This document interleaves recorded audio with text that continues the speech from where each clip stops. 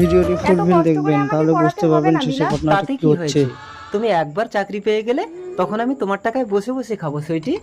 এই যে বিলাপ বাবু, আপনার স্ত্রীর রেজাল্ট দেখে আমাদের দপ্তর থেকে ওকে সরাসরি চাকরি দিয়েছে। সুইটি, তোমার গায়ে ঘামের গন্ধ। আজ থেকে আমাকে আর কাজ করতে হবে না সুইটি। কিন্তু আজই ওকে জয়েন করতে হবে। ঠিক আছে সুইটি, তুমি যাও, বাড়িতে গিয়ে বাচ্চাকে আমি সামলে নেব। চলুন। দুর্গা দুর্গা। বুদ্ধি করে পরের বউকে ভালোই তো ভাগিয়ে নিলে মঞ্জিল। এবার মাসে মাসে মাইনেটা কি করে দেবে? আরে কোনো মাইনে টাইনে দেবো না। তাহলে আমার বাচ্চাটা কি খাবে? ও সুইটি রিল্যাক্স, ওরকম কত বাচ্চা আমরা বানিয়ে নেব। মা, আজ 2 মাস ধরে একটা বাচ্চার জ্বর সারাতে পারছেন না। আমি তো বললাম আমার স্ত্রী চাকরি করে আসলে আপনার সব টাকা আমি দিয়ে দেব। ওষুধে কাজ হবে না, ও যদি এক্ষুনি ওর মাকে না পায় তাহলে ওই বাচ্চাকে আর বাঁচানো সম্ভব হবে না। ডাক্তার বাবু, মা, সুইটি।